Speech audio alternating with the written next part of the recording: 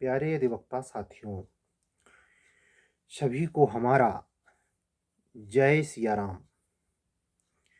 आप सभी अधिवक्ता साथियों तथा हमको सुनने वाले सभी लोगों के हृदय में विराजमान परमात्मा को मैं साष्टांग नमन करता हूँ। आप सभी अधिवक्ता साथी अपने अपने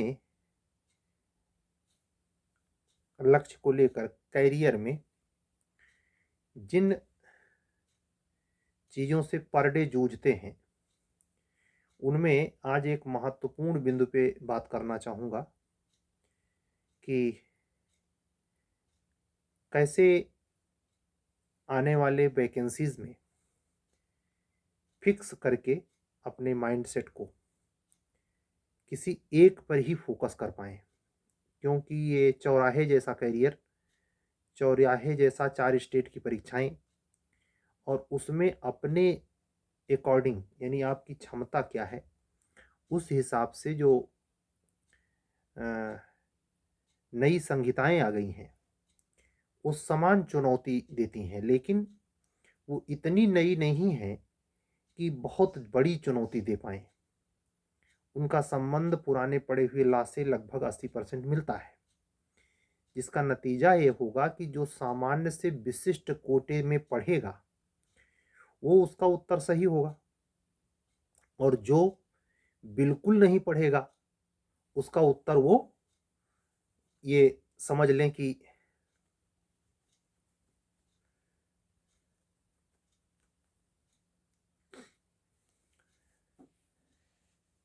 नुकसान उठाएगा, भारी नुकसान उठाएगा। हम बात करना चाह रहे हैं, चाहे बिहार हो, चाहे यूपी हो, चाहे छत्तीसगढ़ जूनियर डिवीज़न की जो वैकेंसी आ गई है, तीनों में नई संहिताओं में खासकर बीएनएस भारतीय न्याय संहिता पर आपके बहुत ही बुलेट प्रूफ प्योर हस्तलिखित नोट्स होने चाहिए और हर बदलाव पर आपके अपने स्वयं के हाथ के बनाए हुए नोट्स होने चाहिए। क्या बिल्कुल नहीं करने चाहिए? यूट्यूब पर चाहे जो हो, अगर मल्टीपल क्वेश्चन का संग्रह पढ़ा रहा हो, घंटों घंटों का वीडियो हो उसका, उसके मृग मरीचिका में फंसना नहीं। इस मृग मरीचिका में मत रहना कि लेटे लेटे ऐसे ऐसे करते ऐसे। ये वाजिद अली शाह हैं, ये स्टूडेंट नहीं होते। इसके लिए अपनी कलम और अपनी बेयर एक्ट और अपने हाथ का हस्तलिखित नोट्स, किसी यार मित्र का लिया गया नोट्स फोटोकॉपी करवा के कभी काम नहीं आता। ये महासूत्र इस एग्जाम के लिए काम करेंगे।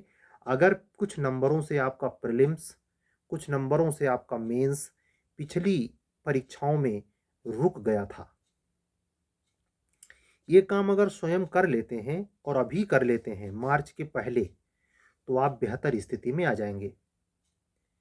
आप जानते हैं इस चैनल का प्राथमिक उद्देश्य है कि जो कंपटीशन में बहुत लंबे समय से फाइट में है और थोड़ी बहुत सूझबूझ की कमी के कारण या कह सकते हैं प्रारब्ध जनित प्रभाव के कारण अंतिम सफलता नहीं मिल रही है, तो उसके लिए ये जरूरी है कि उन्हीं बिंदुओं पर काम किया जाए जो हमको 4 राहों की ओर खींचती हैं। याद करने के बीएनएस के या कोई भी लॉ, खास करके नई संहिताओं को याद करने के अनगिनत तरीके, ट्रिक, फलनवा ढिमका, कितनी किताबें मार्केट में धीरे धीरे मन गढ़ंत सबके दिमाग का गोबर बाहर आ रहा है। लेकिन मैं यह साफ करूंगा कि आप जब तक स्वयं से हर सेक्शन पर खुद नहीं पहुंचेंगे, तब तक कोई भी यूट्यूबर आपको घुट्टी नहीं पिला सकता। आपके क्वेश्चन निश्चित तौर पर एग्जाम में सिंपली क्वेश्चन, चैप्टर नंबर 1 के क्वेश्चन, चैप्टर नंबर 1 क्या सेक्शन नंबर 1 के क्वेश्चन गलत हो जाएंगे। यानी आपको किसी भी सॉल्व पेपर के भी भरोसे नहीं रहना है। और यूट्यूब पे जो सॉल्व करा रहे हैं, मैं आपसे पूछता हूं जितने सेकंड उनका यूट्यूब का दूसरा क्वेश्चन जाता है आता है और पहला चला जाता है, क्या पहले को दोबारा देखने की सुविधा है? कितनी बार उसको स्क्रीनशॉट लेंगे? और आप इस चतुराई को समझने में सक्षम हैं कि वो सिर्फ सेक्शन बेस्ड पुराने आईपीसी के और पुराने सीआरपीसी के क्वेश्चन पर नए सेक्शन मेंशन करके मात्र पढ़ा रहे हैं? क्या आपको इस बात का जरा सा भी अंदाजा है कि बदले हुए बदलावों के कारण और बदले हुए प्रोविजन पर स्पेशल कोई सीरीज किसी के पास है? बदलने में सिर्फ सेक्शन नहीं बदला है, प्रावधान बदले हैं। और उन प्रावधान पे ही अगर कायदे से एक्सपर्ट बैठ गया तो उसके मैं खुद 350 सेक्शन BNSS के पढ़ा चुका हूँ 58 क्लासेस में। और उन 350 में से लगभग 158 बदलाव हमने पढ़ाए हैं। आप सोचिए 150 क्वेश्चन तो आता है और BNSS से जे में 14-15, JLO में 60-40, आप अलग अलग एग्जाम का अलग अलग दायरा है, 25 क्वेश्चन आपके एपीओ में। तो ये जो रेशियो है यानी बहुत कम है, जितना बदलाव हुआ है उससे बहुत कम। मेरे कहने का सीधा अभिप्राय यह है कि केवल प्रोविजन पर, चेंज प्रोविजन पर ही अगर वो सवाल बनाए तो आपको मूर्ख नहीं बना रहा है वो यूट्यूबर। और नए लड़के तो बिल्कुल बेसुरे, उनको कुछ है ना पता, तो ये तरकारी भिंडी की सब्जी की तरह नए यूट्यूबर के शिकार होते हैं। यूट्यूबर ऐसा भी जो करीब 2015 से पढ़ा रहा हो, वो भी ये जाल फेंकता है क्योंकि वो मुर्दा आदमी नहीं है, उसको भी 4 पैसे की जरूरत है। स्वाभाविक तौर पर उसके तरफ भी लोग जाते हैं। आपको अगर नए हैं या पुराने, दोनों स्थितियों में इस बात का ख्याल रखना चाहिए कहीं भी जुड़ने के पहले कि वास्तव में क्या वह इस विशिष्ट स्थिति पर ध्यान केंद्रित करा रहा है या केवल सिगूफा फेंक रहा है। कैसे पता चलेगा? आप ये अंतर तब कर पाएंगे जब आप विशिष्ट प्रयोजनों को, परिवर्तनों को स्वयं से पढ़ व समझ चुके हों, तब। उसके भरोसे नहीं जो आधे घंटे, 2 घंटे, 3 घंटे, 4 घंटे में लंबी लंबी फेंक रहा है।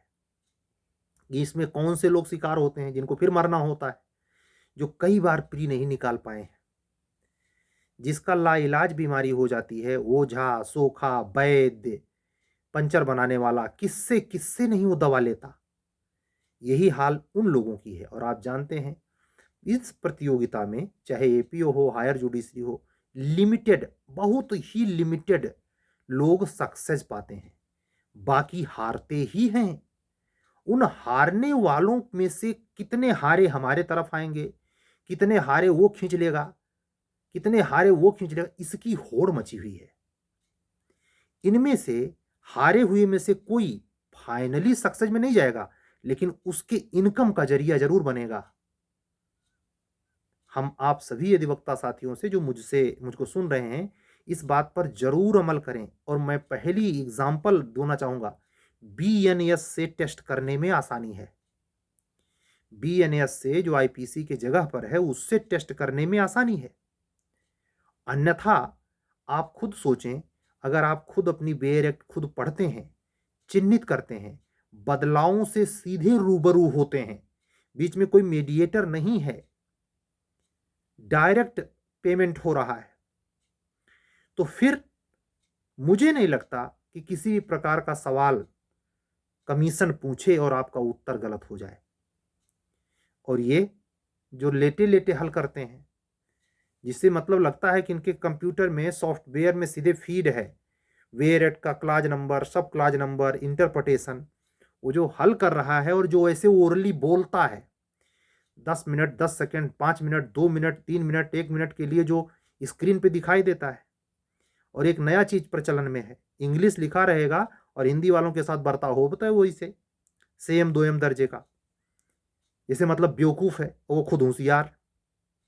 इन सारे पैंतरों को अगर समझते हैं तो ये डिसाइड कर पाएंगे कि फला व्यक्ति चालाकी से पढ़ा रहा है, या ऐसा भी हो सकता है वो जनते ना हो, वो बेचारा चालाकी नहीं कर रहा, बुद्धि कम है, या चालाकी कर रहा है तो उसकी चालाकी पकड़ में पाने वाला माइंड सेट आपका है।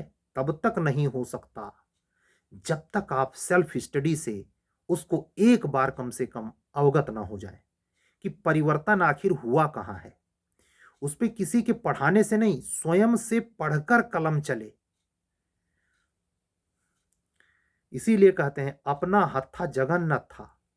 जिन कवियों और लेखकों ने दुनिया में नाम कमाया, क्या हिंदी, क्या इंग्लिश, क्या तेलुगु, क्या मलयालम, क्या कन्नड़, क्या संस्कृत, उन्हीं लेखकों ने, आथर्स ने दुनिया में नाम अपने दर्ज कराए, जिन्होंने बहुत कुछ अपने जिंदगी के अनुभव से सेल्फ सीखा, उसको लिखा।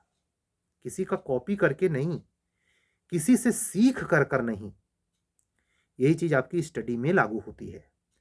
10 मिनट मैंने स्पेशली फोकस करके आपको यही समझाया कि आप नई संगीताओं के लिए क्या क्या नहीं पापड़ बेल रहे।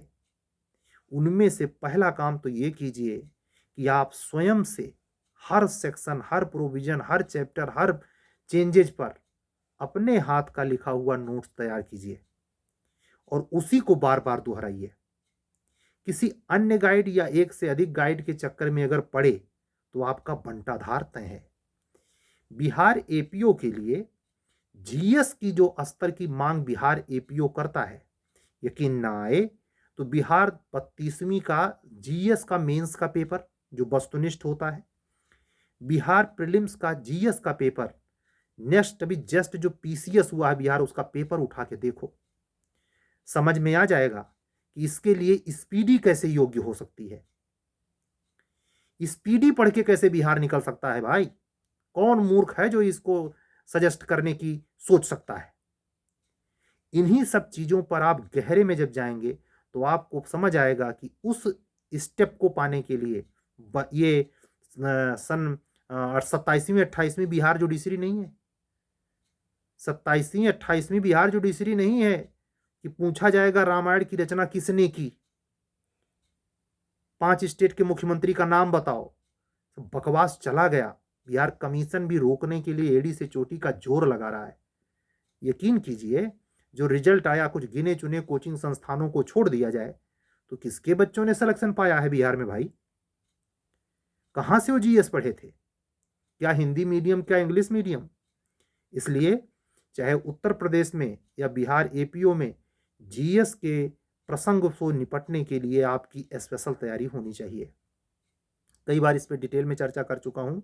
आज की बातें सिर्फ इसी पर कि नए रूप से नई संहिताओं को पढ़ने के लिए स्पेशल स्वयं से कार्य करें। उसमें जो मुश्किलात आए उसके लिए आप साइड में कोई बुक, मैं किसी का नाम नहीं लूंगा, मदद ले सकते हैं, मैं कोई रोक नहीं रहा, लेकिन उसकी प्रामाणिकता की पुष्टि के लिए आपका बेयर एक्ट में उसका उपबंधित होना, उसके प्रोविजन का होना कंपलसरी है। इसी शर्त पे कहा जाता है कि अध्ययन के लिए बेयर एक्ट रामबाण उपाय है। आप सभी अधिवक्ता साथी इस बात का ध्यान रखेंगे।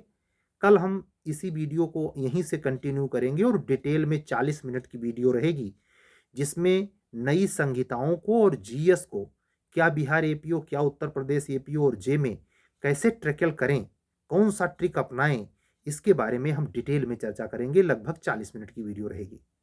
कल है सैटरडे, आज है शुक्रवार, और इस समय नेट घड़ी में 4:05 हो रहे हैं, ब्रह्म मुहूर्त का समय है। ठीक है, तो आप लोग स्थिरता के साथ ये बातें जो हमने 15 मिनट में बोली हैं, इस पर अमल करने की सौगंध लेकर भीतर ही भीतर, और बीच में बिचौलिए को मत आने देना। अगर किसी का इसमें आपने ऐसे नहीं ऐसे, ये ऐसे ट्रिक से रटिए, कहाँ है वो ऐसे ट्रिक से रटे भाई? कहाँ है तुम्हारे बताए हुए ट्रिक से हम रटें? हमारी अपनी भी ट्रिक हो सकती है ना। तो एक होता है कि 5 किलो राशन देके अपाहिज बनाना, एक होता है इतना पीछे से आप ईंधन दिया जाए, निवेश उसके प्रति हो कि वो अपना बिजनेस स्वयं खड़ा कर ले भाई, पंचर ना बनाए, या पंचर बनाने का बिजनेस भी खड़ा कर दे। हमारी अप्रोच, हमारे चैनल का उद्देश्य ये है, स्वावलंबी बने, पर निर्भरता पर, जो अमर बेल जो बायोलॉजी में पढ़ते हैं, परजीवी ना हो, किसी के पर आश्रित कतई ना हो।